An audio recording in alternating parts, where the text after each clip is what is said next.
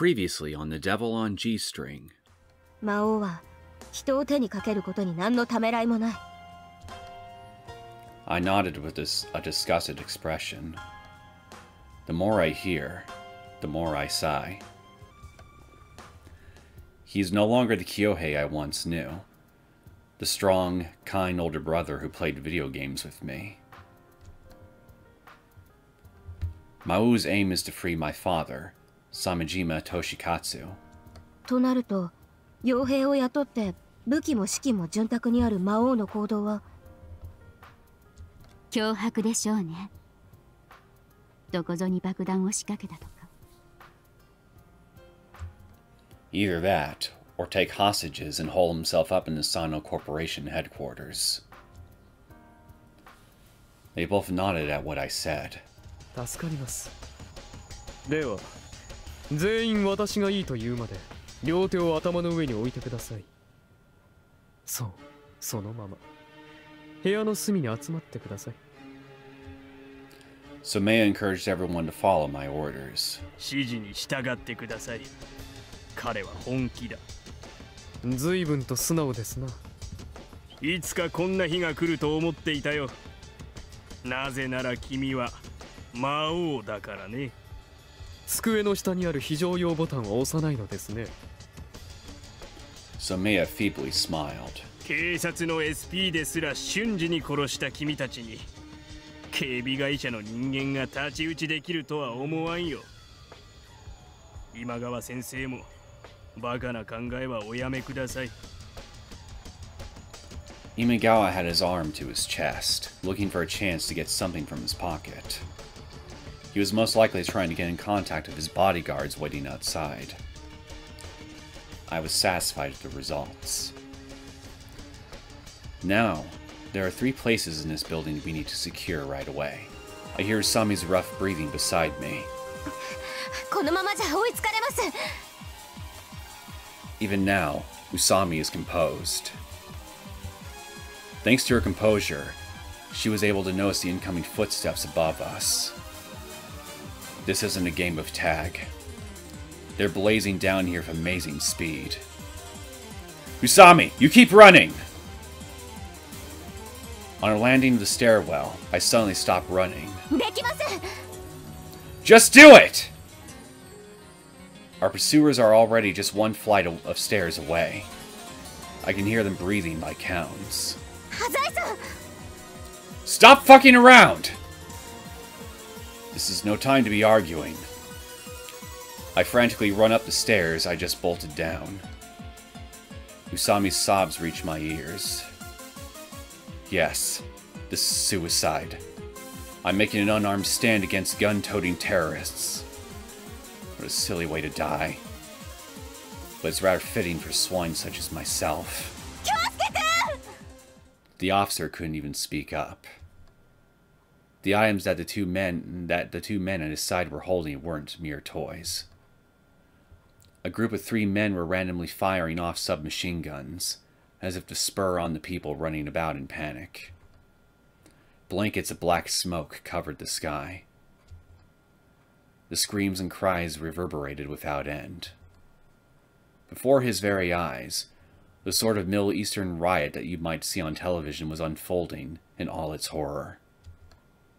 And at the very next moment, a muzzle was pointed at his face. Central Boulevard had been transformed into a frenzy of violence. After breaking the window of a restaurant, a group of boys had crowded around the register and scattered the money about. A sports car drove through the crowd, taking free rein over the usually congested streets. On the sidewalk, a middle-aged businessman was being ganged up on and murdered. Graffiti of the sort you'd find in a public bathroom was sprawled across a police box. That only drove home the point that we can't expect anything from the police. クーデターって言うんですかね。 I don't think so. This is too vulgar to be an uprising or revolt, and too indiscriminate to be terrorism. This is hell. Usami nodded. Mau. The devil had brought hell to earth. 要求は何だ? His words contained no trace of his previous tender attitude. Senior Superintendent Tokita removed his mask and laid his hostility bare. I could feel his drive to catch unjust felons, his pride as an officer, emanating from the other end of the phone. I responded by politely stating my demands. 首相に要求する。今から私が言うものを即刻釈放せよ。 And so I went on to name extremist political prisoners, one by one. Mixed among them, I list my father, Samejima Toshikatsu.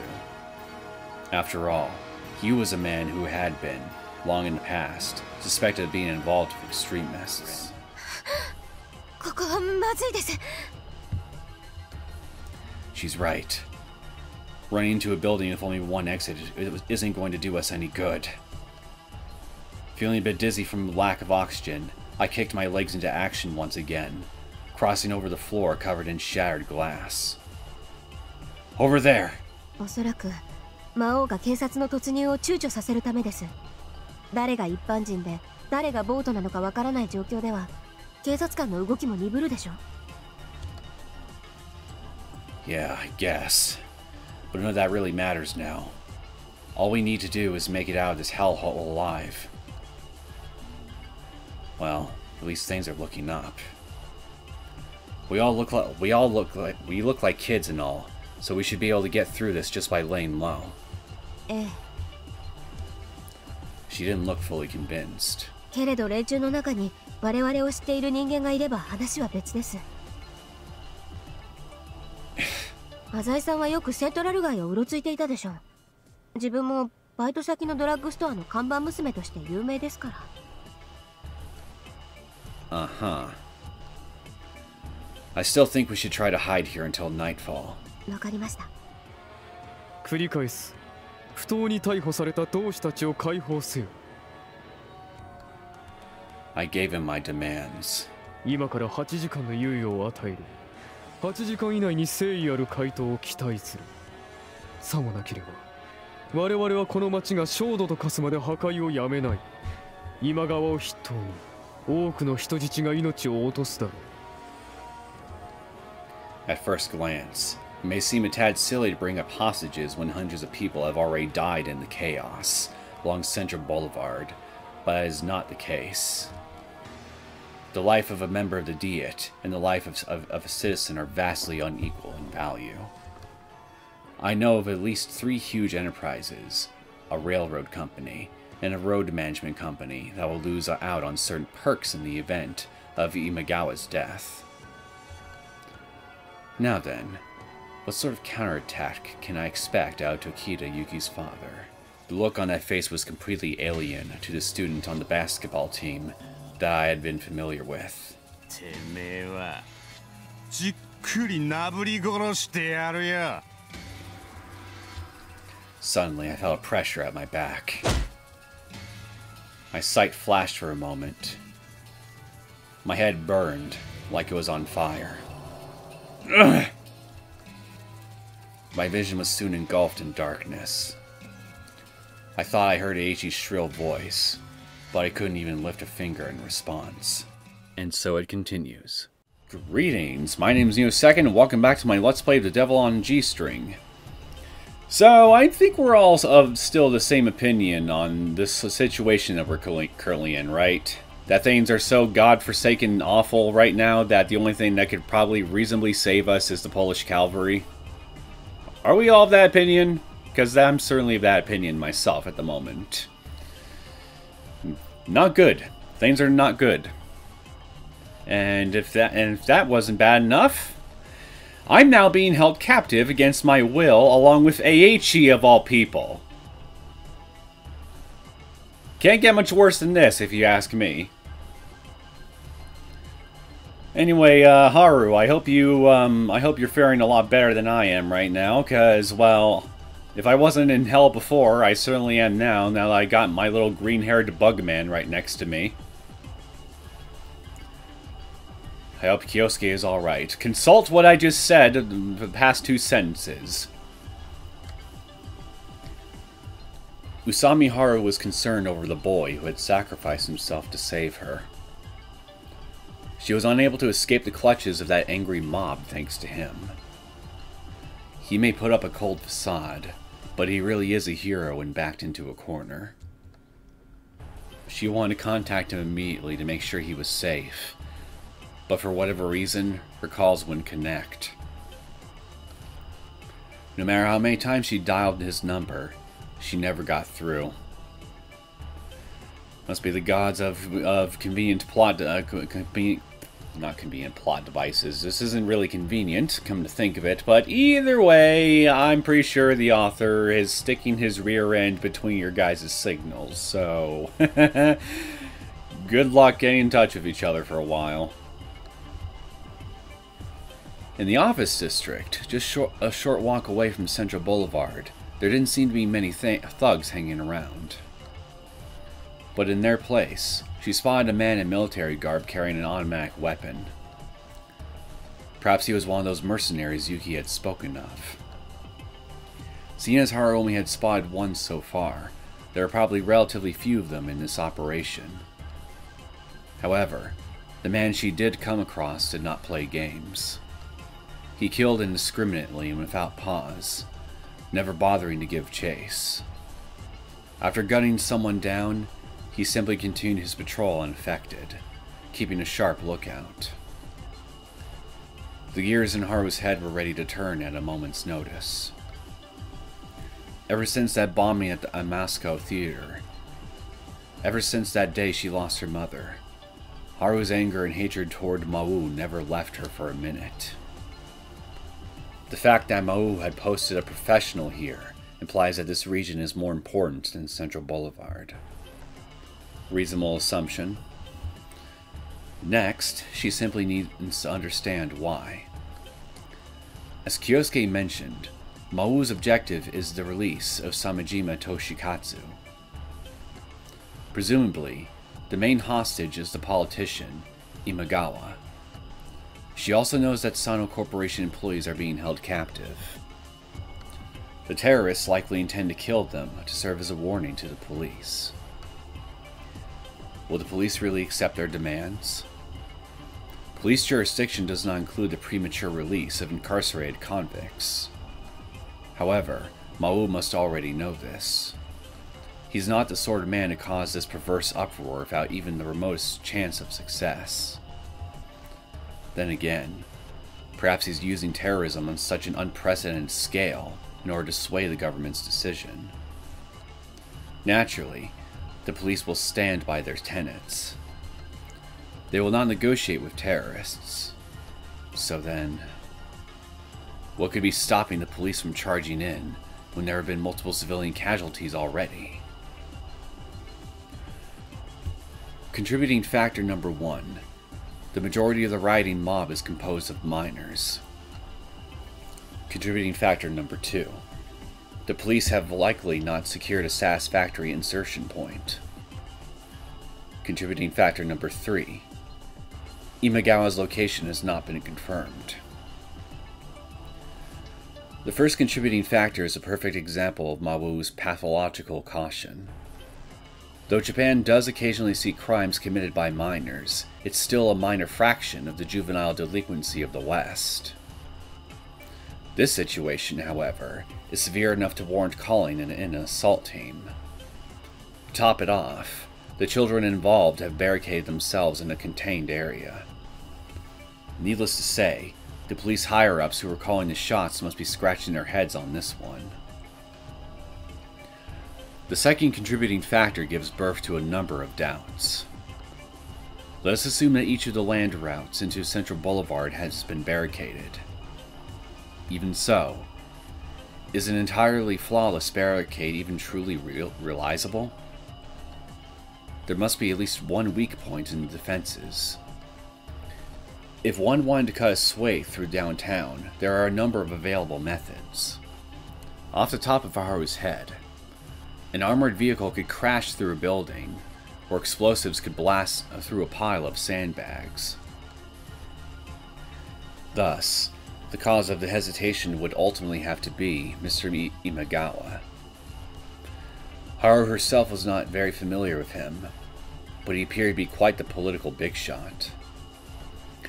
If the police can't pin his location down exactly, that even should they secure an insertion and extraction point, he would be killed before the special assault team could reach him.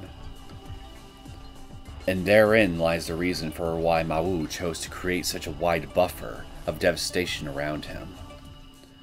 Even if they did manage to break through the barricade and search aimlessly for Imagawa, the police would be face to face with the lurking mobs. Naturally, their trigger fingers would be less itchy when faced with a horde of children, especially when each one would be impossible to readily identify as civilian or bogey. He really thought this through, didn't he?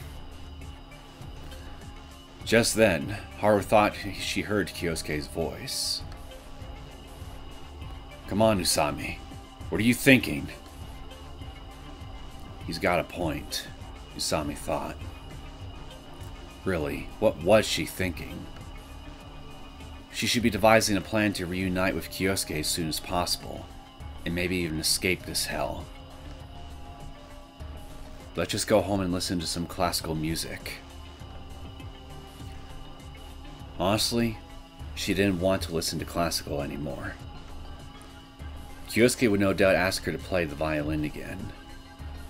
She never imagined that he would be a fan of hers. She couldn't play the violin anymore. Not after that. This is all Maou's fault. The imaginary devil on her violin's G-string had robbed her of everything dear to her. I'll kill you. Haru looked up at the Sannou Corporation's headquarters. She could see a black box moving up and down through a column of windows. It was the main elevator, and it was in operation. Seeing as they had closed the fire shutters, she had assumed that the higher floors were permanently blocked off. Apparently, that assumption was incorrect. But why? Of course. The terrorists intend to relocate the hostages. The police, no doubt, have their sights set on the location where the men guarding Imagawa sent out their last communications. That location was a Sannou building. Alright. I'll find out where they're going. Once they can confirm Imagawa's whereabouts, the police should decide to charge in. It's quite unfortunate, though, that Haru won't be able to kill Maou with her own hands. Oh, fuck. Voice shot out from behind her. She hadn't even noticed him.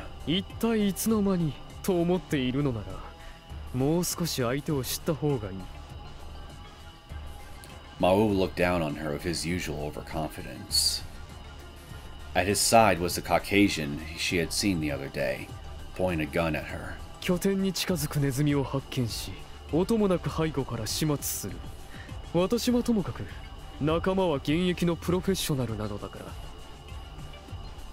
Mao. 髪の長い少女というからもしやと思って来てみたのだが、まさか宇佐美だったとはな。He spoke happily to the man at his side. Apparently, this was his way of introducing Haru. この町でよく生きていたな。嬉しいぞ。テロに遭うのは2回目だからな。そういえばそうか。He spoke like he had forgotten. Unforgivable. それで勇者はここで何をしていたのかな。ただ逃げ回っていたわけではなさそうだな。もちろんお前を殺しに来たんだ。当ててみせよ。今川の所在を探りに来た。トップシークレットみたいだな。いやはや見上げた根性だな。He shrugged his shoulders with a touch of humor. He then indicated the entrance to the Sannou building behind her. 来てもらおうか。何? Why not just kill her now? Good question! Why not just kill me now? Why give me a chance to possibly fuck up your plans later? You already know that she's certainly a sharp tool in the shed, man. Why risk it? The man standing next to him seemed to be thinking the same thing. He sent Mao a look of protest. すまんあら、いつもの悪い癖でな。殺しの前はどうも遊びたくなる。And this sadism of yours is going to be your own undoing, man. Mark my words. And I'm going to be laughing as you fall. All the way down. She couldn't stand that arrogant composure. When he killed her mother, he left Haru alive as part of some sick game. Haru bore the insult and followed after Mao. She felt a chilly sensation against the back of her neck. Snow was trickling down from the black-suited sky. I think what we really need right now is a heavy downpour of rain. I think that'd be a lot more effective against these concrete forest fires that we're surrounded by right now.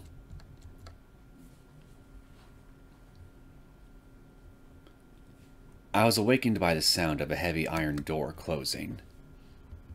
My head ached. Yep, that's a dead body right by my feet. And an empty beer bottle?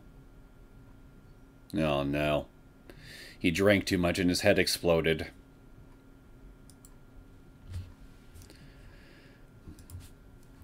After a short while, my vision came into focus.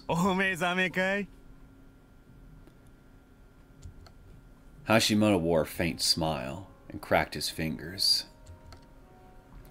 I was in what seemed to be a basement. His mother's basement, perhaps? It was a square room and looked to be about 30 feet to his side. A stifling silence weaved together with the stagnant air of the room. There were no windows, and the only source of light was a naked bulb hanging from the ceiling. I withstood the pain and opened my mouth. Where am I? He shrugged. There were no other captives here. Oh, thank God! At least I don't have to deal with Eiichi.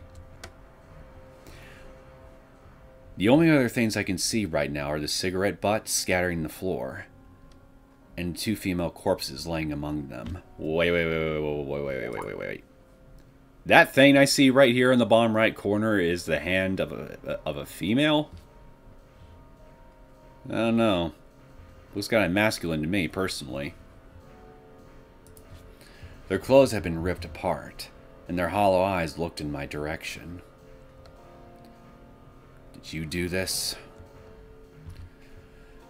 My pulse was pounding so hard I could hear it. It was a clear indication of my fear for what was about to happen to me.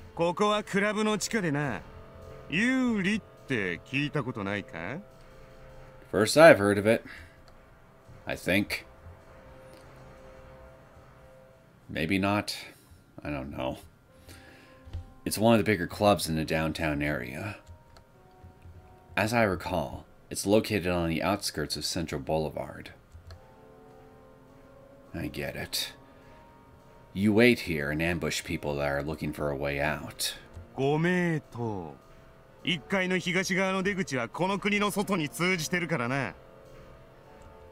What? Hashimoto snickered. I checked out my surroundings once more. A bottle of sake, a lighter, and an ashtray were scattered across a table near the wall. Should have guessed it was sake. A businessman lay collapsed over it. He was dead, of course. Then that must be the hand I see. Do you think you'll get away with all this? I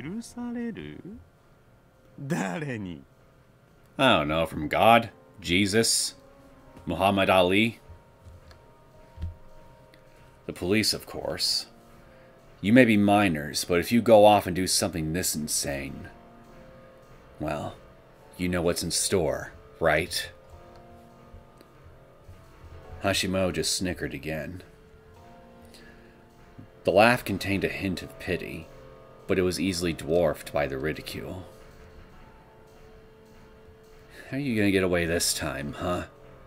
The entire area is completely surrounded by the police. 逃げねえよ。 What? ここは俺たちの国なんだから、逃げる必要はねえんだ。 I looked up to glare at Hashimoto. 俺たちのリーダーはここら一帯に治外法権を要求しているんだ。 And I guarantee you that the Japanese self-defense force will come barreling in, guns a-blazing, tanks a-rolling, helicopters a-whirring, and shooting rockets in all your faces, long before they seriously consider giving you extraterritorial rights. Because what you are suggesting is to the rest of the world what they like to call an insurrection. And normally, countries do not like it when you try to do an insurrection. They tend to get violent in the faces of insurrections. Justified or no. So, last I checked, iron pipes, baseball bats, nail guns, and 2x4s, not very effective against tanks. Mind translating that for me? I have no idea what you're talking about. わからねえかな。封鎖状態にあるセントラル街とその上空はもう日本じゃねえってことだよ。 I was at a loss for words. Don't worry, I can speak for the both of us just fine. 警察権力の介入と日本の法律による取り締まりは受けない。まさに夢の国だろ。 Spoken like a true anarchist. There was no hints of lies or deception in Hashimoto's voice as he spoke with fervor. Instead, they seemed to be filled with deep faith and conviction. They had a twist of ecstasy in them. The result was the spitting image of some crazed cultist. Do you really believe all that shit? じゃあ浅井はある日突然セントラル街が戦場になるなんて話をされて真に受けるか？ There was nothing I could say to that. いいか浅井。俺の親父はよ、俺とは違ってクソ真面目に学園の教員やってたんだよ。教頭になるって結構すごいことらしいぜ。 Well, yeah, I mean, you're like one step away from being the principal. Like the head honcho of the whole goddamn building, the institution, as it were. Not counting school boards. それがよ、白鳥の親父にはめられたばっかりに何もかもおかしくなっちまった。うちには毎日のようにテレビ屋が来るし、母親は実家に帰っちまうし、妹は小学校でいじめられてんだ。 And all that justifies completely destroying a 2-mile block radius of a city with everybody and everything in it. Including, but not limited to, assault, bartering, arson, rape.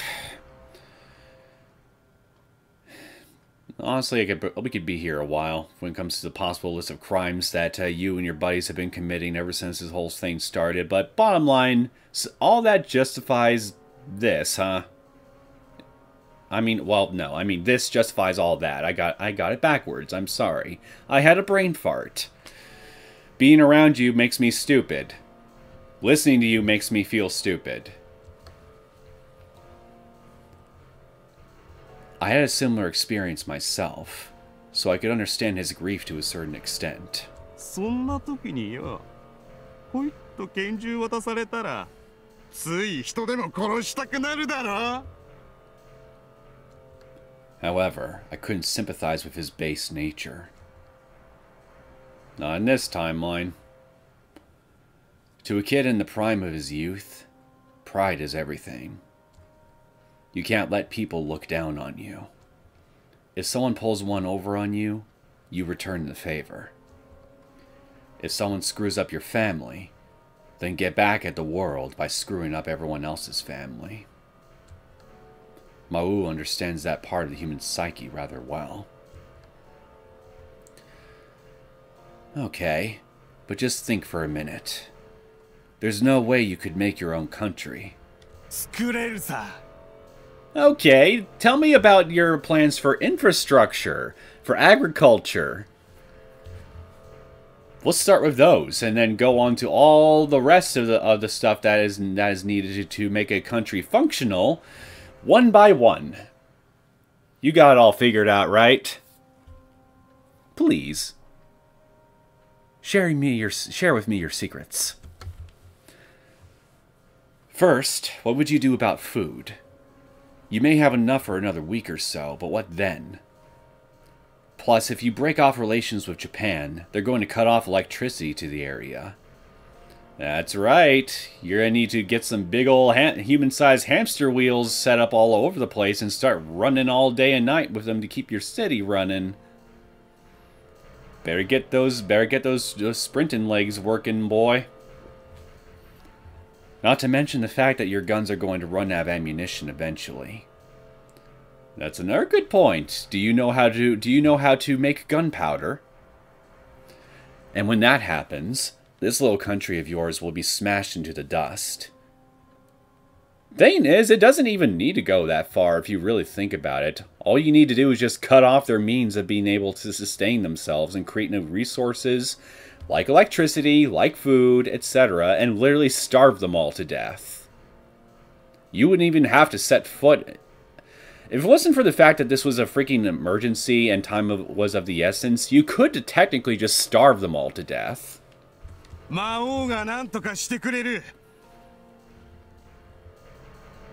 I'm sure his figuring things out will be him helicoptering his own ass out of here while the rest of you fend for yourselves. That's not an answer. You guys are just being used. みんな最初はそう言うよ。でもここに至ってそんなこと言うやつは一人もいねえ。I'm saying it, even now. Stupid pawn. Well, yeah. At this point, they've already committed numerous crimes and offenses. They have no choice but to trust Mawu now that things have come this far. And therein lies the tragedy of it all. I read in a book once that corrupt religious and cult leaders attempt to mold situations in which their believers can no longer turn back. Yep, that's pretty typical. I know about that. Along with Central Boulevard today, anyone who wasn't contributing to their violence was immediately targeted. Thus, because of the circumstances, people had to kill others lest they risk being killed themselves. And I'm still in shock that all this occurred amongst children. Obviously, the police are in shock too. I was overcome with a dizzy spell. The absolute cruelty of my brother's plan left me in despair. 俺を説得して助かろうたって無駄だ。Oh, I already know. As soon as I get something sharp or blunt, your gray matter is hitting the floor. Yeah, I know. We weren't even friends at school, really. そうそう。お前の友達は今どうなってると思う？ Oh, Aichi. You say friend, you say friend, but as far as how I feel about him,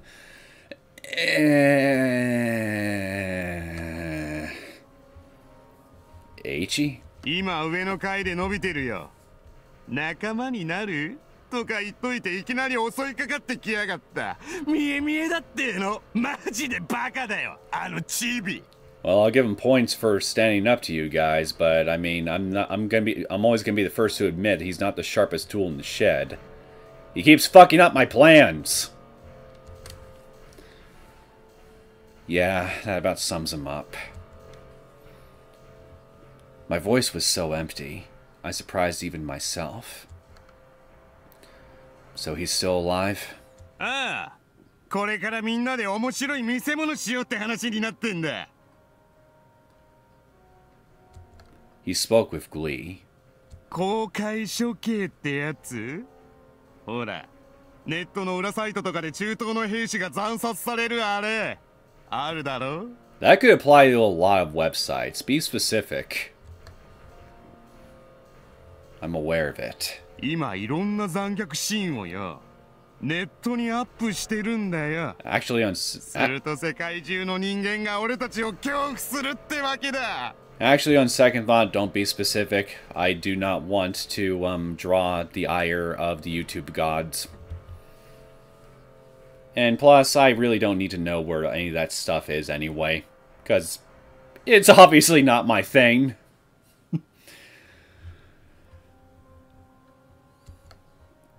They've entirely left the realm of sanity. No shit, Sherlock. I steeled myself for what was to come. So, you're planning on making Eiichi the victim of whatever sick bullshit you can think up. お前もな He nodded without a second of hesitation.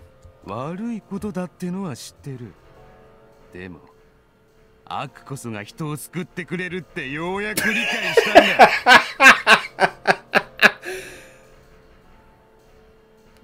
Are you guys seeing this shit right now?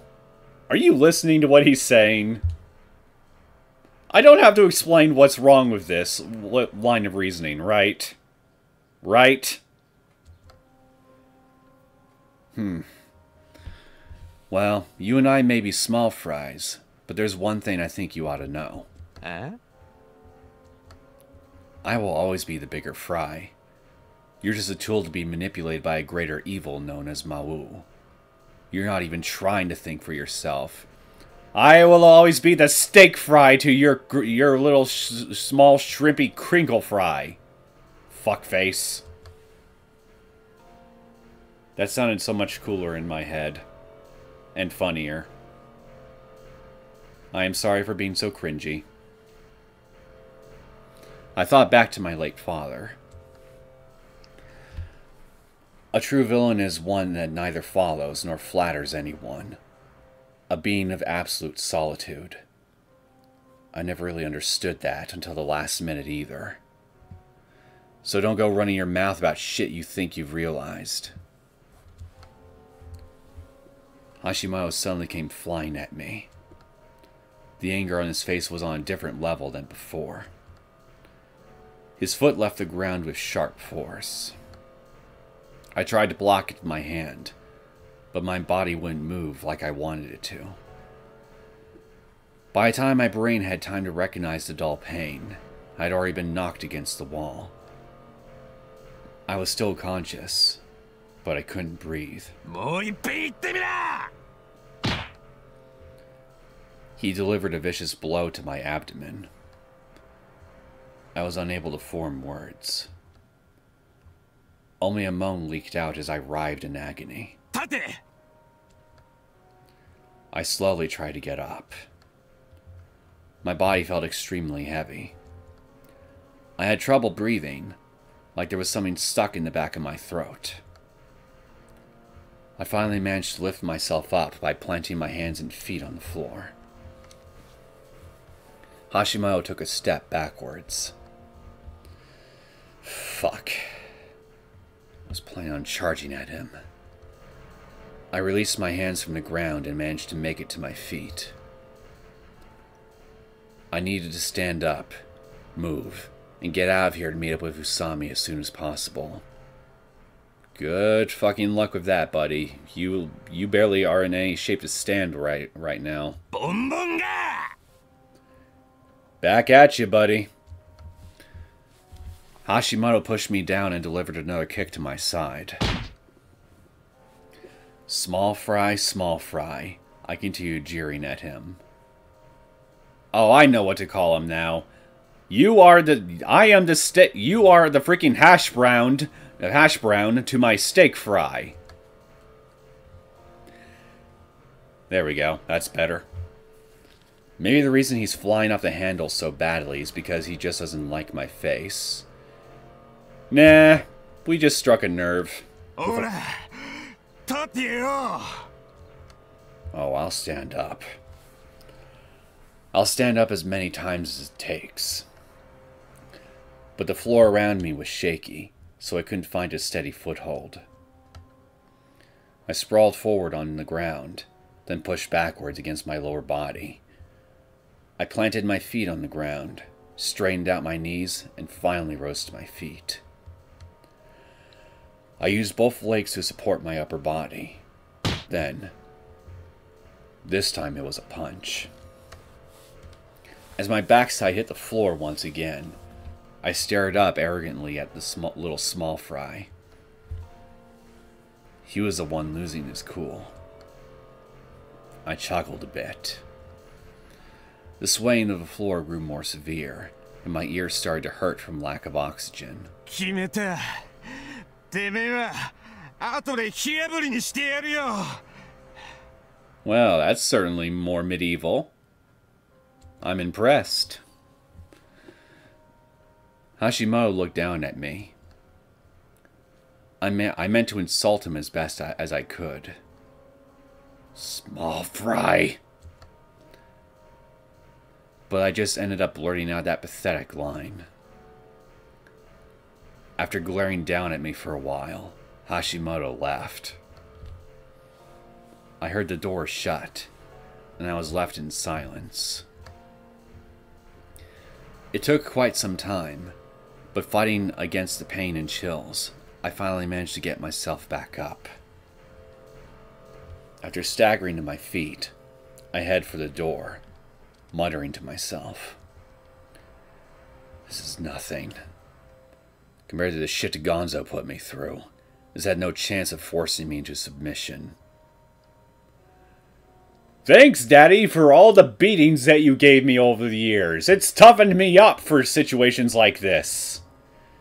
You are truly a lifesaver even beyond the grave. I would kiss your hardened fists right now, just like you probably forced me to do during all those beatings, but, well, your fist is nowhere to be found. So I kiss your fist in spirit. Mwah. I grabbed the doorknob. Open! Of course, there was no way it was going to open. You didn't say the magic words. Open sesame. Damn it. Usami!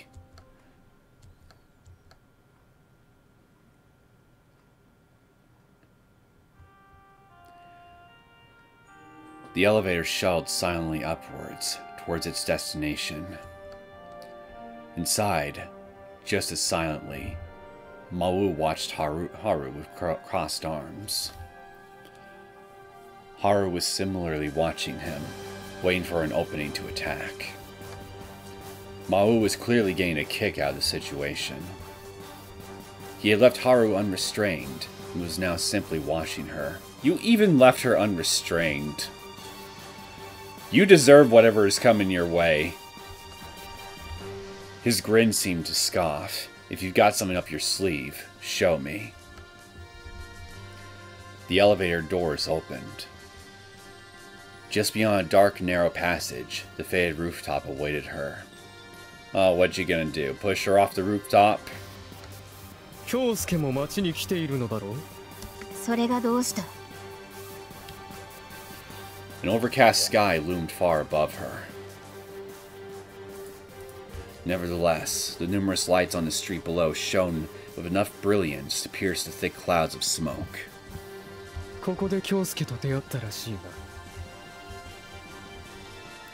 Mau spoke, as if ruminating on the distant past. He carried no weapons. He simply stood arrogantly before Haru.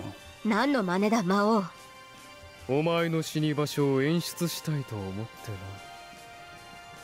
He said with a smirk. 本来なら外角放水路で殺したいところだが、この封鎖状況ではかなわない。Haru shot Mau an angry, defiant gaze. Mau continued on. 昔、京介とゲームをしてな。夜中まで遊んだものだ。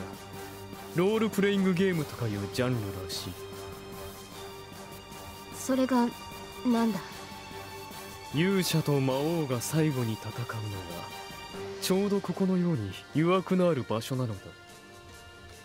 His eyes held a content, distant gleam. 勇者は成長し、やがて魔王を倒すのだが、お前はどうかな。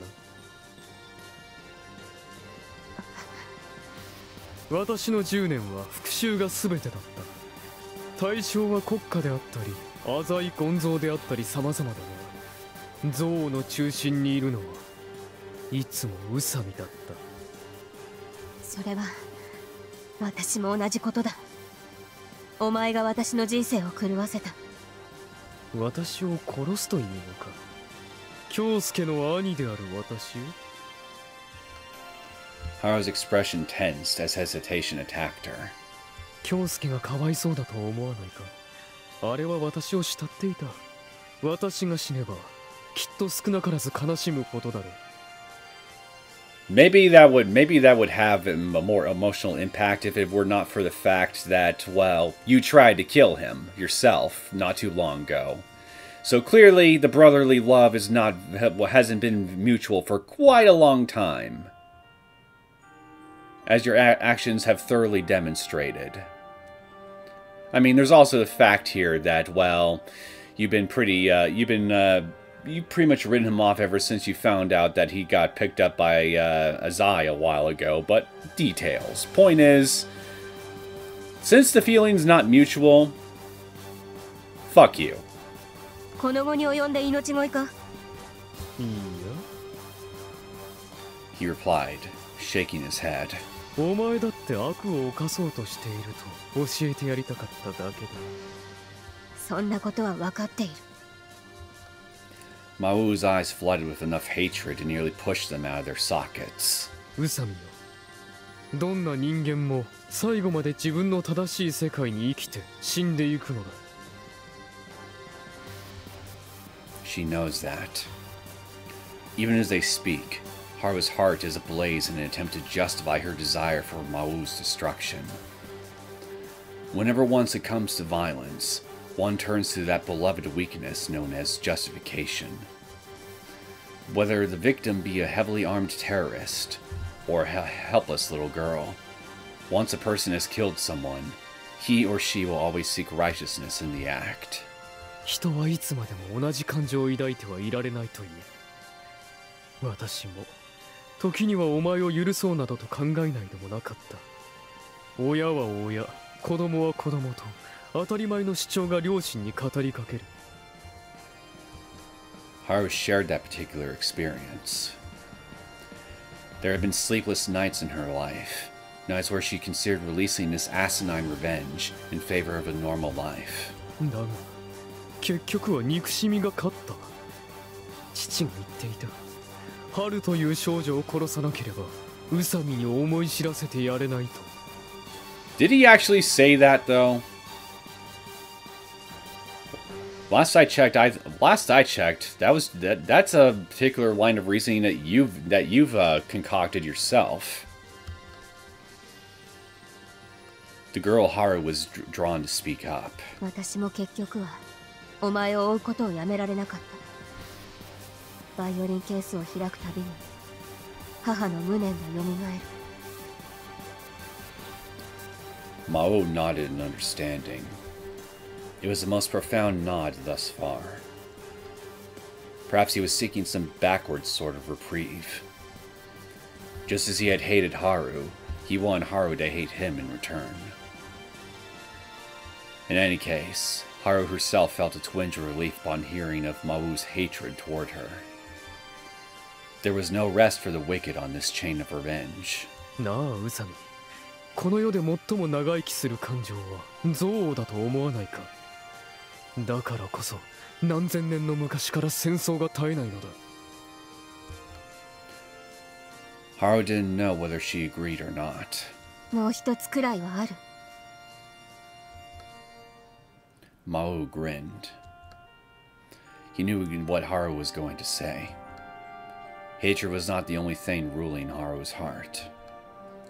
She could say without any hesitation that the past 10 years had been divided between her love for Kyosuke and her hatred for Mao. 京介か。Haru was shocked. For the first time, she saw something akin to warmth gleaming in Mau's eyes. If only for a brief moment, he returned to his role as a worrying older brother. It didn't take long, however, for Mau to regain his casual smirk. 安心しろ。お前を殺した後、京介もあの世に送ってやる。いつまでも二人仲良くやっているのに。How generous of you. It was a hackneyed speech. What a sad man, she thought. Samejima Kyohei was a man of extraordinary talent and initiative, yet he had gone on to devote it entirely to a life of revenge. He would follow his own beliefs and stay true to his morality as a devil to the very end. さて。Mao pulled a gun from his suit. Here we go! 私を殺しに来たというからには、何かまた楽しい策を用意してきたんだろうな。He scraped the ground as he stepped forward. She took a step backward to keep a proper distance. It was obvious that a head-to-head contest of physical strength would not be in her favor. What now? Use your environment! What does Haru have in this situation that can provide her victory over Mau? Hand-to-hand was out of the question.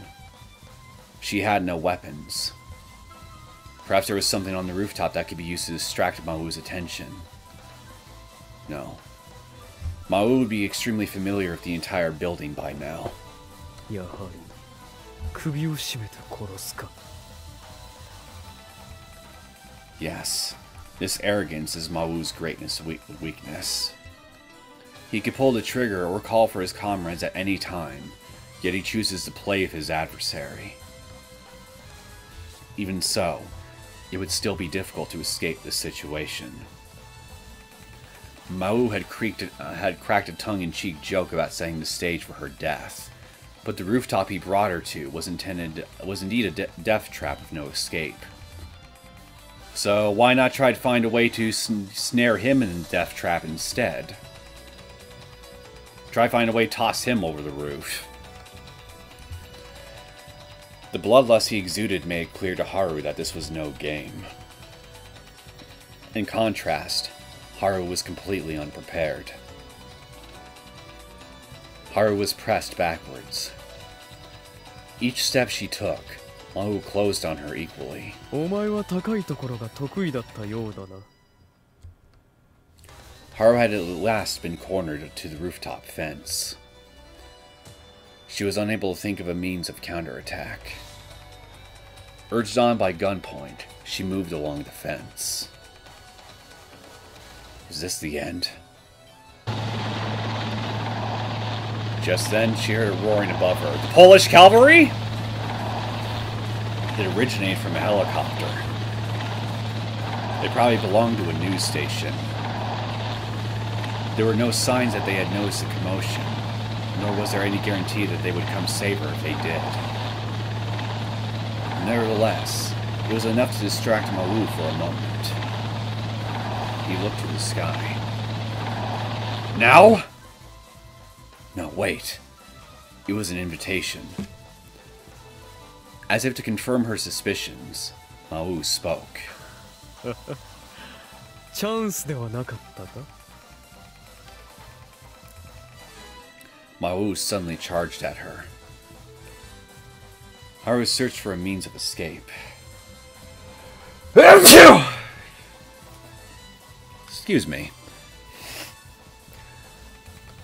If they fought now, no one would be coming to save her this time.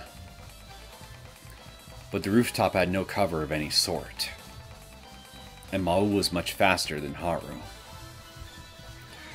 The only escape was on the other side of the fence. A gust of wind tore across the rooftop. Haru just barely dodged Mau's grasp as she set foot on the edge of the rooftop. An air current from below pressed against her back. まあ、山王物産のビルから落ちて死ぬというのは悪くないかもしれんな。Mau pointed a gun at her. His finger was on the trigger. The chill running down her back was not a result of the cold surge of air from a distant street below her. She gripped the fence tightly, but craned her neck around to look down. Haru felt that she had just discovered her last hope. さらばだ。あの世で母親に会うがいい。Haru twisted around to avoid the bullet. The bullet Mau fired did not hit its mark. However, she tripped over herself. Uh-oh. She was knocked into the air. This would be the second time she was in this situation. Last time, when she was but a child, she was saved by a young boy. Kyosuke! Please teleport! Kyosuke-kun. She frantically reached out, struggling desperately to grab onto something. All she found was snow. It melted fruitlessly in her hands. She screamed in a voice she could barely recognize as her own, praying for any possible help. Die! All her noise vanished from her ears. Haru was hit with the reality that she was falling. She looked at Mau. He was not laughing anymore. He stood with a solemn expression, like he was mourning the dead. Haru's line of sight switched from Mau's face to the endless dark sky. Somebody please stick a trampoline under her, or something. Her extended right arm managed to nab the edge of the rooftop. One arm alone, though, was insufficient to support her weight.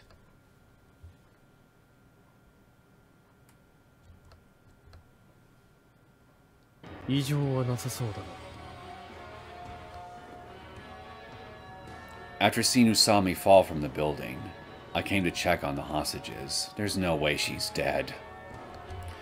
After all, we should be getting a call from the police soon. I take out my cell phone. I choose to use a cell phone for my negotiations with the police, in order to make it hard for them to ascertain the location of the hostages. The police will know where I'm calling from. But for my last call, I was in the streets of the business district. For my next call, I will choose yet another, different location. そろそろ時間だな、警視正。ああ、そのことなんだが、実はまだ決定が降りてこないんだ。それは残念だ。こちらの誠意が足りなかったようだな。I surveyed the room. None of the hostages seemed to show any signs of resistance. They were all slumped against the wall, looking gloomy. Well, no, not all. There was one who looked sprightly. He looked to be a young employee. He wore a bandage around his shoulder. His features seemed indicative of one that grew up in a nice environment, but his eyes spoke of a strong will and the intent to break through this dilemma. I see. He must be the one who saved those kids earlier. Oh, thank God he's alive. そこで相談なんだが。言ったはずだ。時間の延長は一切認めない。分かっている。けれど、君も分かっていたのではないか？ He's a pro, all right. 現実的に8時間というのは短すぎるとは思わないか？総理以下、関係閣僚を招集するだけでもかなりの時間がかかったらしい。それが？せめてあと5時間待ってもらえないだろうか。5時間待つと何かいいことがあるのかな？それだけあれば決議は降りるというのが警察の見解だ。I clicked my tongue. ノロマは罪だと思わないか？待て、早まるな。今から人質の一人を殺す。銃声をきちんと聞き届けるように。落ち着け。人を殺して何になる？確かに我々は要求された時間に間に合わなかった。だったらせめてもう少し時間をくれ。少しの猶予が君の計画にそれほど支障をきたすのか？ A magnificent negotiation trick. Appeal to the culprit's pride and force him to think objectively for a moment. Perhaps I really should have used Tokita Yuki to take her father out of the picture. 我々がプロであるからこそ時間には正確でありたいのだよ。 I pointed my gun without hesitation. I pulled the trigger. A woman's brain splashed against the wall. The heavy atmosphere among the hostages grew a step heavier. The room was enveloped in screams. They were followed by yelling of the female employee's name, and finally wrapped up by subdued crying. 聞こえたかな? Superintendent Tokita was apparently too mortified to respond. 1時間後また連絡をもらおう。人質はあと10人はいる。言っている意味がわかるの? I would kill one hostage every hour. I hung up the phone. Just then, someone yelled out at me. Oi! It was a young employee from before. I was curious about what he was going to contribute, but unfortunately... 次は俺をやれ! なぜか弱い女性を! He was filled with indignation, and there were tears in his eyes. I just returned a faint smile and left. Killing a courageous man like that has little effect. The most effective screams will always be the ones that come from a woman's lips.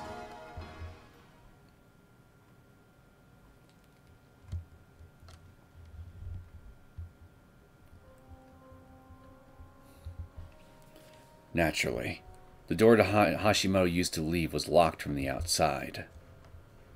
I guess that means I'm now locked up as a captive. How fitting for someone who was awaiting his public execution. Someone had confiscated the cell phone from my pocket.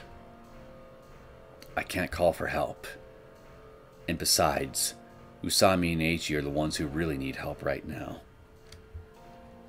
Think. I look about the room. The door is the only exit. There isn't even a ventilation shaft. No wonder the room is so murky. I hung the wall as I head for some junk in the corner. A bunch of comics and porno mags were tossed around in a pile. Great. Nothing convenient like a rock drill or something to break through the wall. A loaded machine gun would have been great too. Now think, damn it. How do I get out of here? How do I escape and save Usami and Eiichi? How can I get that door open? I scolded myself for getting chicken-hearted. I'm not a righteous superhero or anything like that. Looking back at the kind of life I led, I can't expect to be saved by friends or anything of the sort. Now, think. I am the son of Zai Gonzo. My life may not have been decorated with good deeds or medals, but it also wasn't so easy as to let some small fry like Hashimoto do me in. Gonzo would roll over in his grave if you could see how pathetic I was right now. The cremation and burial are today, after all. His soul is still in this world. Wait, cremation? Set something on fire, I see. Smoke 'em out. I exploded in a grin. Watch this, Gonzo. I'll make my escape a death-defying show, just for you. It should provide some entertainment during your flight to hell. I gathered up the magazines and the wooden table in the center of the room. I arranged the items in a lattice pattern, tearing or breaking them up as needed. I used everything that seemed burnable. Then I lit the pile of paper with the lighter I found on the table. Now, burn. Convenient for us to have a lighter in here. I gradually added tinder until the fire grew in force. The material was dry, so all I had to do was watch it burn. The flames popped and crackled. The first signs of black smoke began to coat the ceiling. However, having no place to go, the smoke started creeping back down to the floor. The temperature of the room rose at a dash, and I could feel the heat against my face. Black smoke gradually filled the room as it swirled about, searching for an exit. More. Burn. Choke. Thicken. And then when that door opens, bellow out in a gust.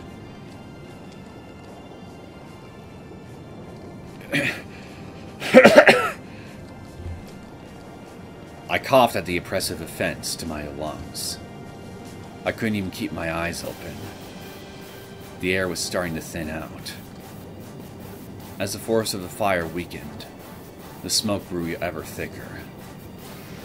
I crouched near the door. I beat at the door furiously as I fought for every breath. Hashimoto said that Ichi is being held on the floor above this one. That naturally implied that there's a guard or two up there. They'll come rushing in and see what all the fuss is. And the second that door opens, I'll slaughter the lot of them. With what, your fists? I continued to pound. I strained against the door to listen for footsteps. There was no one coming. Why?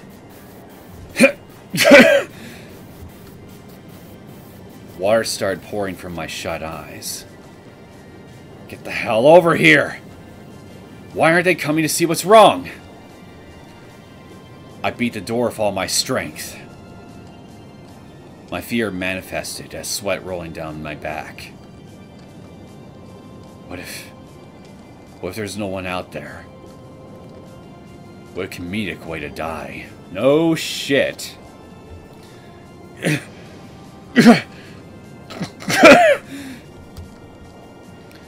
The fire behind me was waning, and the crackling started to weaken and die down. I put my face to the bottom of the door in order to get at the bit of air seeping through.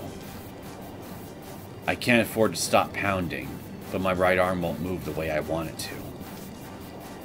I almost black out a few times. I can't give up. If I were to die here...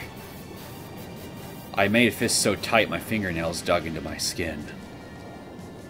What would happen to Asami? For what reason would Azai Gonzo have died? Dad. That's right. You died protecting me, Dad. I don't give a shit whether it's true or not. I'll be damned if I'm going to join you just yet! My body, covered in smoke, refused to continue operation, but my will adamantly refused to die. I wasn't even myself anymore.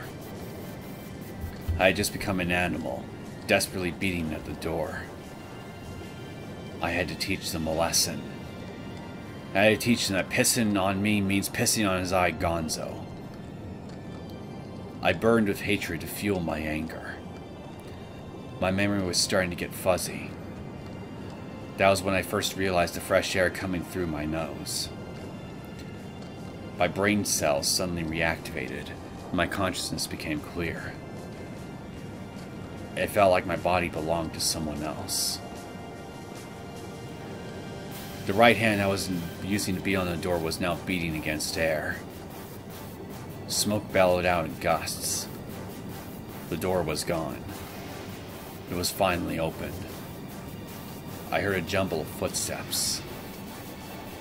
Met with fresh oxygen, the fire revived with crackling sparks. I prepared to pounce.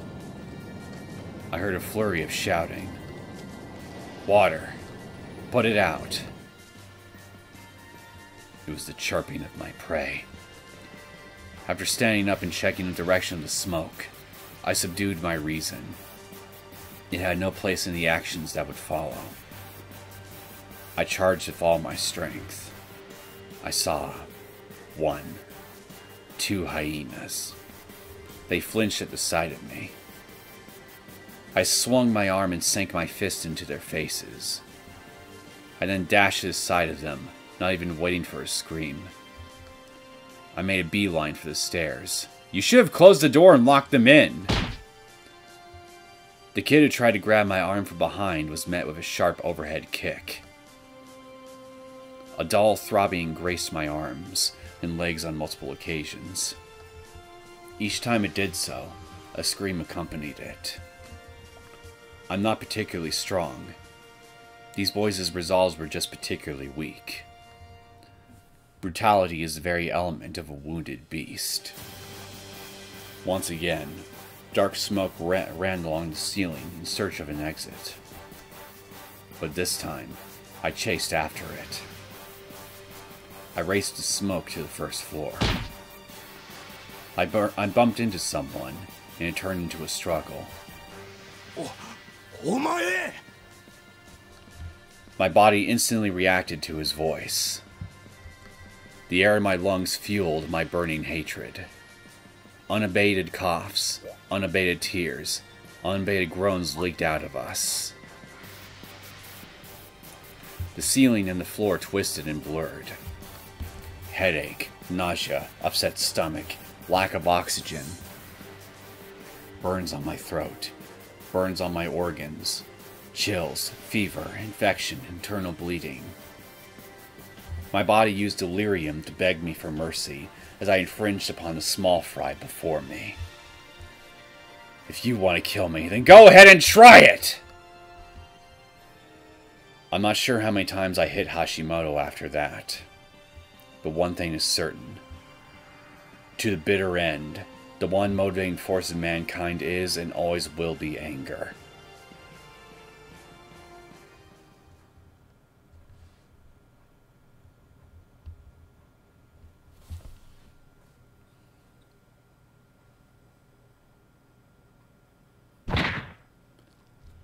Her body stung all over. I knew you weren't dead. Even attempting to move was enough to make her bones ache. Something chilly brushed against her face. Snow. It was snowing. Something chilly brushed against her face. And she felt it. That means she's still alive. Haru looked up at the sky. It still bore the deep darkness of night. The pain in her elbows was particularly strong. She would likely develop a nasty bruise there. Haru realized that she had fallen unconscious. But why was she even alive? Because I don't know, God said so. She knew for a fact that she fell from the roof. Perhaps. She recalled the moment of her fall. When she glanced behind her at the edge of the roof, she saw a ray of hope. She remembered thinking that if she jumped toward it, she might be saved. What? God damn it, I know what those, I used to know what those things are called. Skyfalls? No, that doesn't seem right. Well, it's one of those it's one of those platforms that you typically see on skyscrapers when you have cleaners or maintenance workers or whatever need to do any work on the outside of a skyscraper. I wish I could remember what those damn things are called. Haru was now dangling in midair. She had avoided being splattered on the street by landing on a window washing platform. Window washing platform, thank you. Feels so freaking obvious, that's what it was. But wait a fucking minute. Didn't Kyohei bother to check to make sure that she fell out of sight and looked like she was indeed heading towards the ground? Did he not see her land in this thing?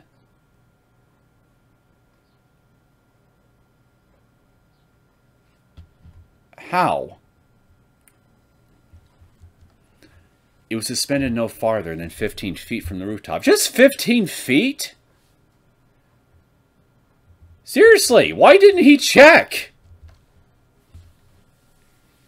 Apparently, she had also somehow managed to land on her feet. Wow, she always had been good with heights. Haru took a deep breath.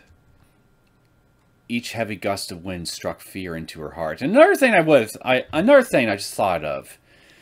If it's only 15 feet from the rooftop, shouldn't the sound of her body impacting that platform have been caught? Getting tongue twisted here. Shouldn't he have been able to hear her body crashing into the thing? Given how close he was to the edge of the of the freaking roof. I mean, I know the wind was blowing and they're up on the damn roof, but he should have been able to hear something, right? Just calm down, she told herself. The cable suspending the platform seemed to be quite strong. As long as she didn't panic, she was in no danger of falling. But still, how the hell? How the hell indeed? How the hell am I supposed to get down from here? That's actually a good question.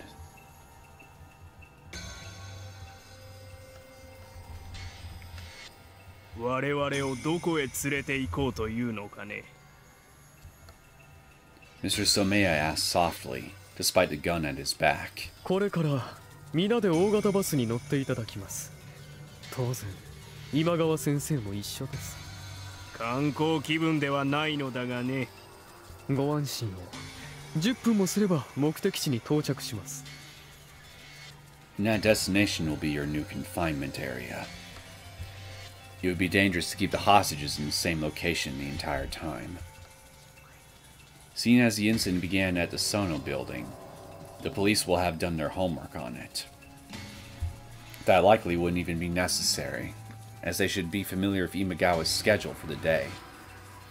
Naturally, they'll have their sights set here first. If they airdropped a few commandos on the rooftop, we wouldn't come out of it unscathed. それぐらいの距離なら歩いても行ける。Imagawa was still right as rain. さすがは CO2 削減を標榜している先生ですな。しかし、外にはボートが充満しておりましてね。私の命令も聞かない血気盛んな若者がいるかもしれませんが、それでもよろしいですか? That's not a lie, as the riding out there was never really any of my concern. All I did was order them to play to their heart's content. I wouldn't even be able to guarantee my own safety out there. For all I knew, I'd be shot dead by some kid on crack cocaine. お分かりですね。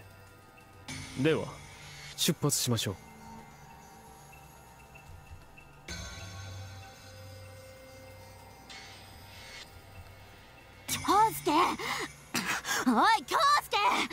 Still breathing, I see.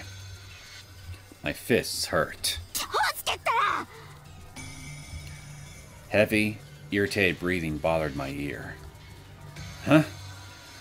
Oh. Heiichi. You okay? 無事じゃねえけどな。なんつうの、満身創痍ってやつ。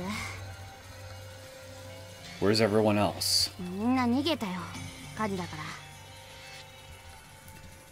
I smelled something burning. Fire? Oh, yeah. I did that, didn't I?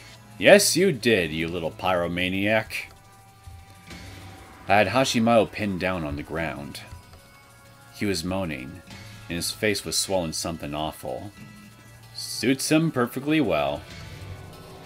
After the adrenaline rush wore off, my entire body started screaming. I had lost nearly all sensation in the arm I used to pummel Hashimoto. おい、気をつけ。逃げるぞ。Heiichi stood beside me in tatters. 奴らがまた現れる前に辛かろうぜ。Make like a banana? His legs were wobbly. He must have taken quite the beating. Yeah, Hashimoto said there was a way out through this club. ああ、そうだよ。だから急げっての、火に巻かれるぞ。You wouldn't happen to know where my cell phone is, would you? 知らねえよ。んなもんまた買えよ。ボンボンだろ。I can understand why Ichi is so worked up. The conflagration downstairs has already spread to this floor. 急げよ。出られなくなっちまうぞ。Who you calling asswipe? Asswipe? I guess the police won't be able to use this route either. The building goes up in flames. Give me your cell phone. 俺もねえよ。こいつらに取られちまった。Guess I'll just grab one from Hashimoto then. 京介。なんだよてめえ。Oh yes we do. Usami's number is 090. Perfect. I hate myself for how well I remembered it.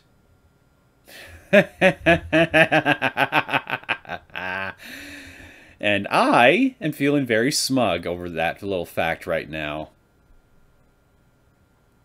Enjoy your disgusting fiancé, bitch. ちょっと落ち着けて。お前の考えてることは俺にはわかるです、さすがに。Yeah, he has stuck with me a lot. God knows why. むっちゃすんなって。こいつらみんな狂ってんだぞ。つうかおめえ、俺以上にボロボロじゃねえか。Apparently, I really, truly... What, Usami? あ、繋がった。Huh? 自分携帯電話とか持つの初めてでして。あ、なんだかドキドキしますね。マイ携帯は。I forgot all about this cute moment. What? ああ、特に用事はないです。繋がるかなとドキドキしたかっただけです。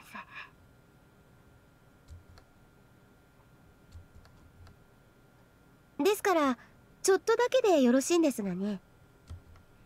I don't know. That morning, maybe? If we went to the shrine around 4 or 5, it might work out. 決まりですね。Wait. What's decided? 要は私を選べってことです。Oh, just get out of here.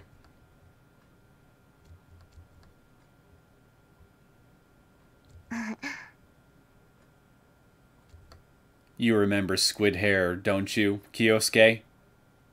Squid hair? Huh? はい。Where's the outfit? してるじゃないですか。That's a jogging suit. おめかしじゃないですか。To my father, in prison. I'm sorry. Even though she's the daughter of your enemy, Well, holy fucking shit! I can actually see your eyes for once. And they are blue, of course. Of course they're blue. Not red, but blue.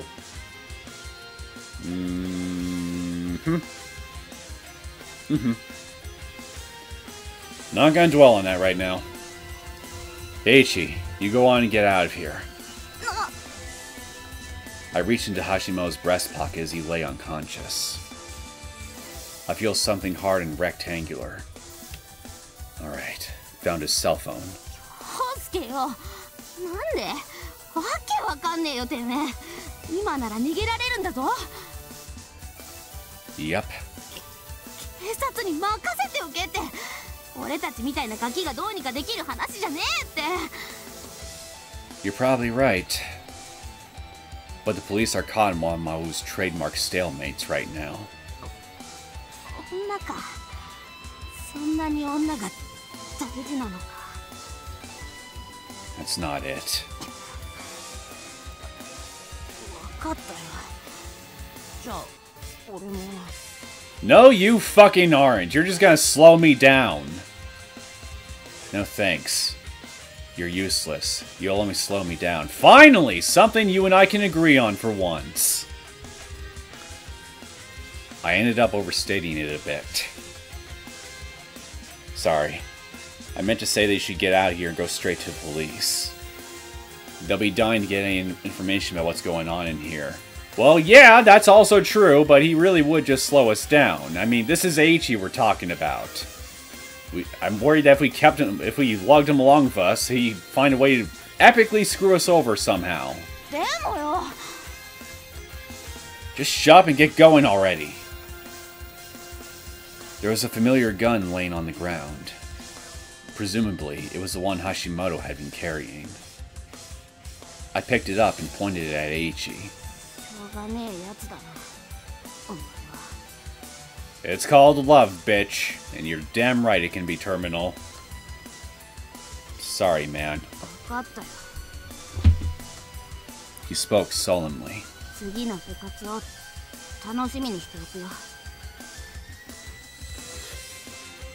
Don't bother wearing that stupid hood. Wear something respectable next time. Like a fedora.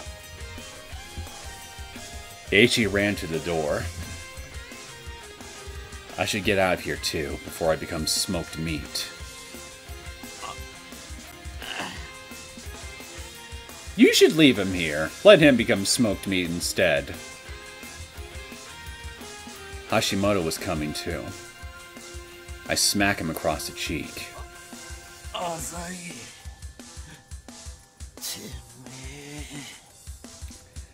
You should probably get the hell out of here if you don't want to die. Forcing my protesting body back up to my feet, I dash outside.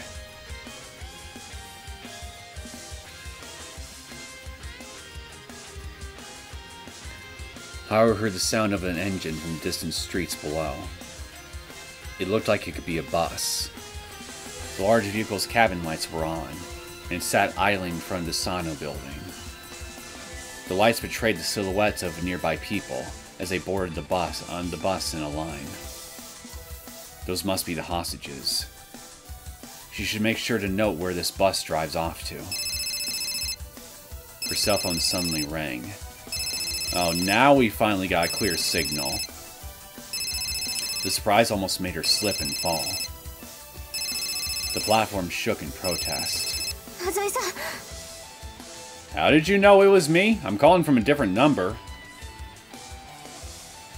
She was overcome with emotion over his familiar voice. Oh, probably because I spoke first. Her eyes began to tear up.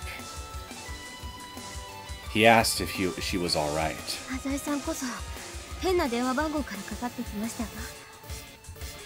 He told her not to worry about it. Where are you right now? He asked in a deep voice.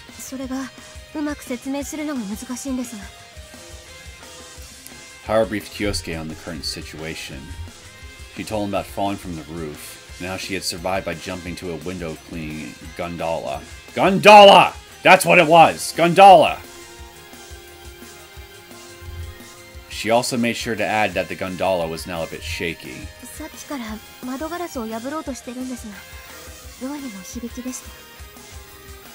He responded with a brief question. Which floor?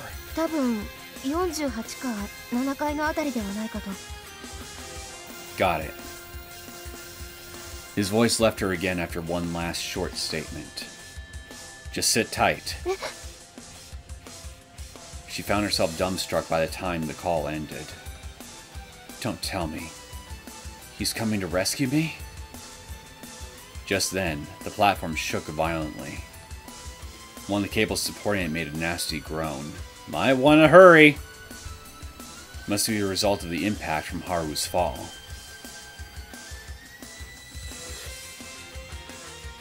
Fuck! I like that there's just one random little fuck graffitied on the wall there.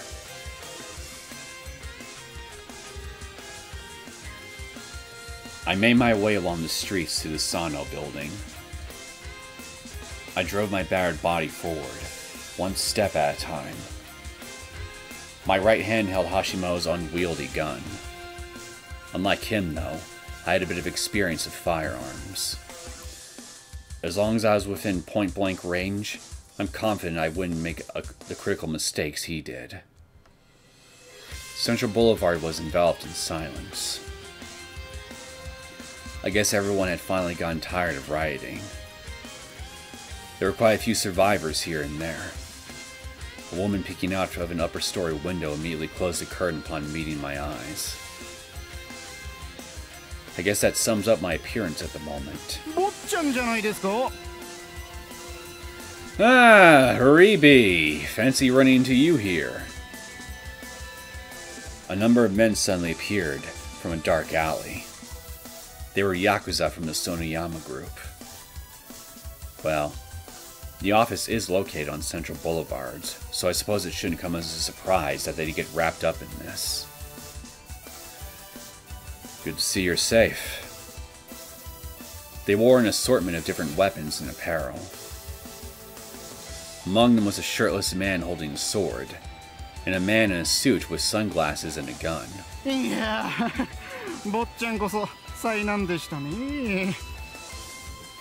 Haribi was unique in a sense, retaining his usual smile on the face of this situation.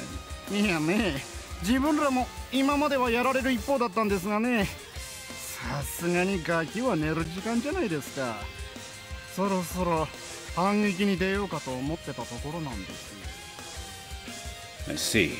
何せ親衛会のゴミどもまでガキに加担してるって話じゃないですか。たく親父が許してやった恩を忘れてくれちゃってな。He had a cruel smile on his face. I somehow doubt that Haribi is capable of death.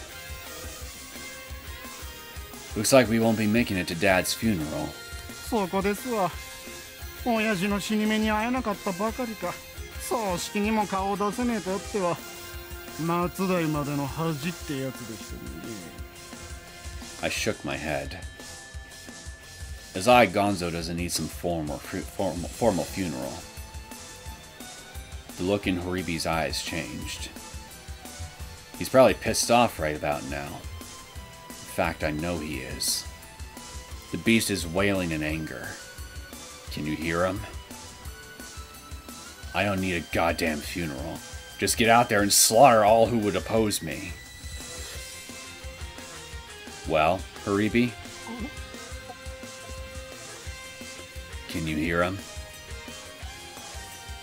Haribi looked at me appraisingly for a moment, then opened the way. I continued my march onwards. 兄貴、どうしたんです？ At least we finally got some backup.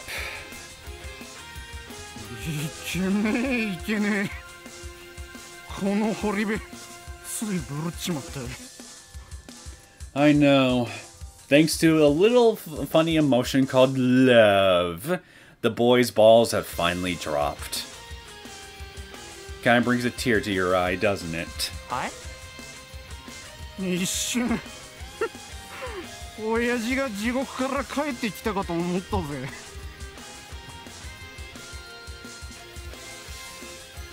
I made my way through the quiet streets of Central Boulevard. My cough continued unabated. Pain coursed through my entire body again, and nausea and chills threatened to bring my feet to a halt. I staggered unsteadily through the night. There was a boy sleeping on the side of the road. After he awoke and slowly came to his feet, his eyes first went to my face, then to the gun I was holding. And then he moved off the road. I spotted a few groups of people on foot, and a few people on bikes or motorcycles that seemed to be on lookout. None of them tried to stop me, presumably because I never tried to hide or run away. Cars would come to a stop, but soon continue on their way. Mobs on the street would send me glares, but then just pucker up their brows in disgust. Covered in soot, dirt, and blood, no one stood in my way. The ground shook before my eyes. The light seemed to dance and warp in the air. I just continued forward. I was still a long ways away from losing consciousness. Some passion drove me on towards Sannou HQ. I had no idea whether it was love or hatred. I merely prayed to the devil that what little strength I had left wouldn't leave me. At least, not until I get there.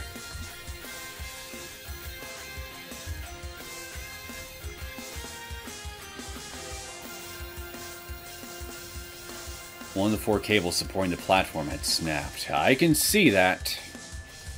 After a jarring metallic sound, the platform inclined at a slant. The tilt gradually worsened as time passed. The bolt fastening to the cable to the building was beginning to come loose as well. She tried to jam it back in, but without the proper tools, there was nothing she could do. If the second cable snaps, it's all over. The gondola swayed about in the air like a swing, and the footing became precarious. Haru beat against the window pane. She put as much strength into it as possible without losing her footing. Regretfully, the glass was unaffected. Were there any tools she could use to break through the thick glass? Something hard or sharp? No. There was nothing. Use your head!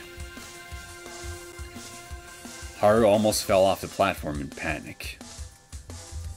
The knowledge that the more panicked she became, the more the platform would shake did nothing to stop her trembling legs.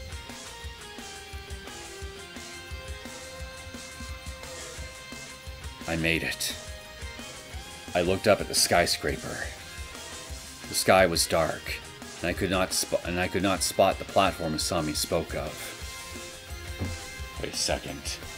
This is rather odd. Weren't the hostages being kept in this building? That should mean the terrorists are holed up in there too. But despite that, it almost felt like a ghost building. At any rate, this isn't a time for hesitation. I need to get inside. The only thing roaming the entrance was silence. I dragged my feet along the floor, searching for an elevator. Is there really no one here? I suddenly stilled my breath and came to a halt. I could see the outlines of a person under the emergency lighting, standing out in the darkness. He held a large black gun at the ready. He was speaking to the darkness in English. I hid behind a large pillar and assessed the situation. The man was planted in front of the elevator hall, of all places. He stood straight up and at attention, without moving an inch. A minute passed with no change in the situation. What should I do? Should I launch an attack? No, that would be entirely in vain. Judging from his posture and equipment, he's a pro. Maybe I could distract him. I could use the old throw a stone and wait for him to check it out, and then make a break for the goal. No. I'm not sure how many elevators there are, but there's no guarantee that one would conveniently be stopped at the first floor. I can't even be sure they're running at all. So does that mean I should just wait until he leaves? That seemed to be the smartest move. It seems like the terrorists have abandoned this base, though I couldn't tell you why. As long as I wait patiently, he's bound to rendezvous with his comrades at some point. And again, the light indicating the emergency exit right to my left was illuminated. A stupid idea crossed my mind. A stupid idea that I feel is quite necessary right now. I caught a glimpse of the handrail to his staircase just beyond the emergency exit door. It was really an incredibly, splendidly stupid idea. My entire body was just aching, screaming at me to go on ahead, instead of just stay still. Usami could be anxiously awaiting my help as I sit here. And the more I sit, the more my strength leaves me. Resting makes me want to fall asleep. And on the other hand, moving forward fills me with energy. Yes, that's the way it should be. Someone howls into my ear. Finding something reassuring in that advice, I head toward the bright emergency exit sign. Of course, I can just take the stairs to the 47th floor.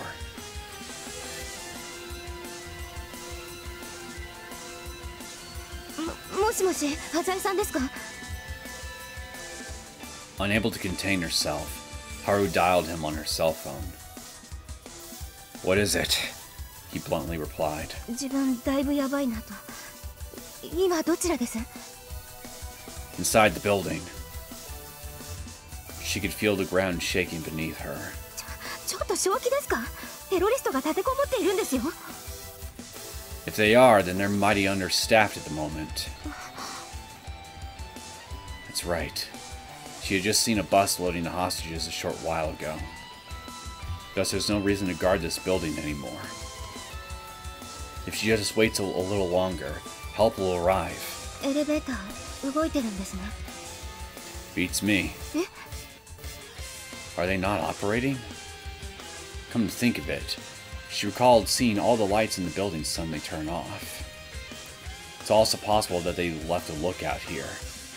As she was pondering the possibilities, Kyosuke spoke in a deep voice. Are you alright? いや、ですね。 Just then, her ear was blasted by the clattering sound from her phone. It was soon accompanied by the rattle of the wind. どうしました? She heard a groan. Oddly enough, what immediately followed was a calm response. So you could fall any minute. Haru was completely in the dark about Zai Kyosuke's current situation. She was overcome with anxiety. Do you know which side of the building you're on? おそらく西側ではないかと。大手百貨店のデパートがある方角です。 That was the most she could say. Kyosuke paused for a moment before voicing confirmation. He followed up with a deep voice. I'll be there in 10. She could guess that Kyosuke was injured. But what was sparking all that bravado? まさか、安西さん。 The call ended. The only sound now was the whistling of the wind. まさか。 He's not planning on climbing the stairs all the way from the first floor, is he? Haru didn't understand. He was supposed to be a cleverer man than that. And he had never once uttered a word about loving Haru. Why? Nevertheless, her chest was ablaze with warmth for the notion. Come on, man. I stepped through the darkness. The emergency lights served as my only beacon. I climbed the stairs one by one. I forced my leaden feet into action. My consciousness seemed to drift into a state between walking and sleeping. But despite this twilight state, there was still one thing I had control over. It was almost like a special consciousness, one that had been stored away for emergencies. It urged me repeatedly, upwards and onwards. Rather, it didn't urge me. It seemed more to pull me along, as if it were a separate entity. But regardless, whether it urged or pulled, it was commanding that I move as fast as possible. There wasn't much time left. I lost count of how many times I'd had to peel my soles off the ground against gravity's heavy toll. My thighs are probably swollen like a balloon. Passing areas that look identical to each other over and over only serve to aggravate my dizziness. I focus all my strength into my legs as I fight off the nausea. I think I've cleared 10 floors. Just 10. I'll need to repeat what I've done nearly 4 more times. God, it's like I lost a bet or something. Damn you, Usami. If I just never reunited with her.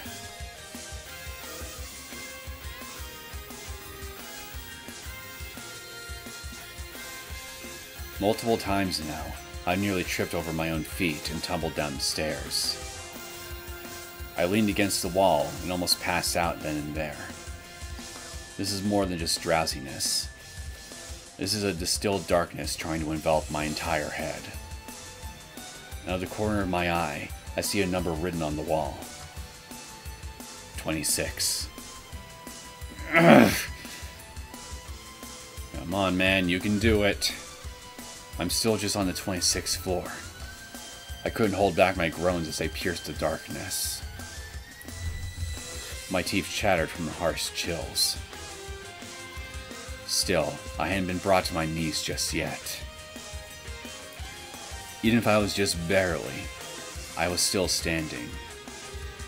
I don't need anyone's help. Setting my sights on the staircase lining above me, I set out once more.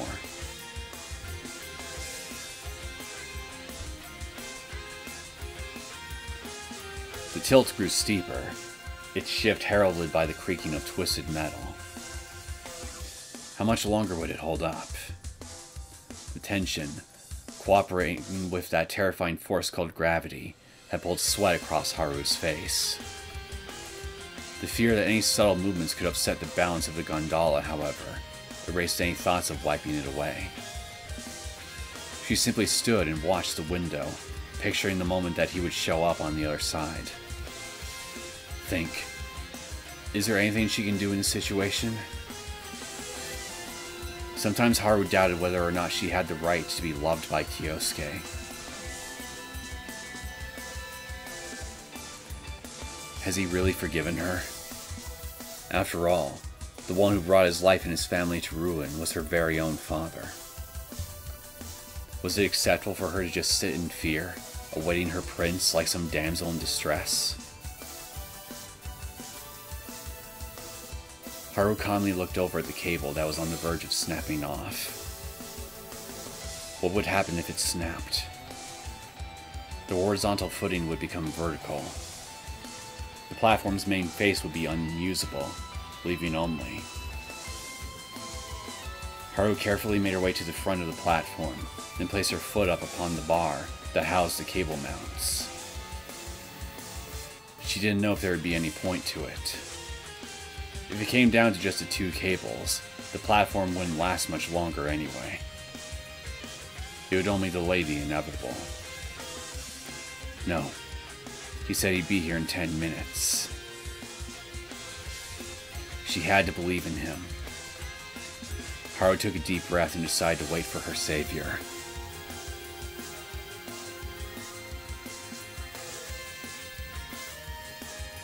What floor am I on now, I wonder? God knows how many steps I've gone up by now. The steps, even the flat landing, seemed to twist and writhe. It's hot. I feel like I'm burning alive. An incessant wheezing is coming from my lungs and throat. What am I still lazing around here for? Hurry. Move. Step up. And forward. Damn the soles of my shoes. They refuse to leave the ground, as if they're glued there. My side is met with stabbing pain whenever I try to breathe. I'm alone. Alone in an artificial construct with no lights and stagnant air. Not even moonlight is permitted to shine in here. But hey, that's what you get when your god is fickle and worthless. Good thing I'm not asking for his help. Solitude makes a person stronger. And if a woman you must protect lies at the end of that solitude, all the better. If you think you can stop me, go ahead and try. There's no room for heaven on this wayward soul's stairway to glory. The howl of a beast tore at my eardrums. It was my voice. It was Azai Gonzo's voice.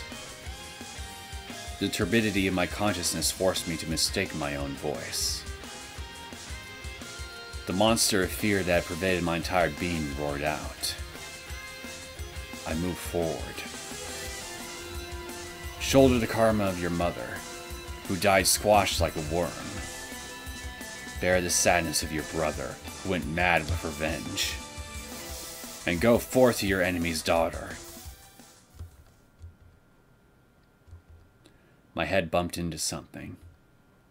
It was a hard wall of iron. I tried pushing against it, but it didn't budge an inch. My fingers started to twitch. My chest was scorched by an inferno of vexation. I looked up at the wall. 46th floor was painted on it. It was a fire shutter. God damn! The fire shutters! The thick wall that had once saved us now served as an obstacle blocking my path. Clenching my teeth, I rose to my feet. Could something this stupid really be happening? Apparently so. It's just a little further. There are only 1 or 2 more floors to go. There must be some other way to the upper floors. Dragging along my beaten legs and spirit, I searched the 46th floor. I walked like the dead. It's kinda late, but maybe I should just use the elevator. The terrorists might be gone now. No. Once I got in front of the elevator, I realized something. It's still in operation. There'd be no need to guard an elevator that doesn't work. That means there might still be armed men on the first floor. If I call the elevator to this floor, they'll no doubt find it suspicious and come to check it out. I'll need to find another way. Like a freight elevator or a dumb waiter or something like that. Like a ventilation shaft big enough for a person to fit through. Like anything at all. Like some hidden secret passage. Or a hole that the terrorists blew in the floor. Is there anything at all to get me started? Search. It's already well past 10 minutes, the 10 minutes I promised. Will I be breaking yet another promise?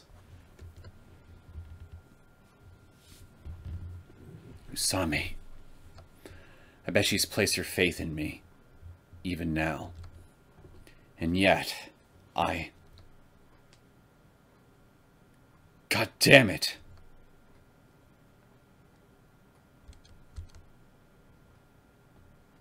「次こそ誠意ある回答をもらえるんだろうな」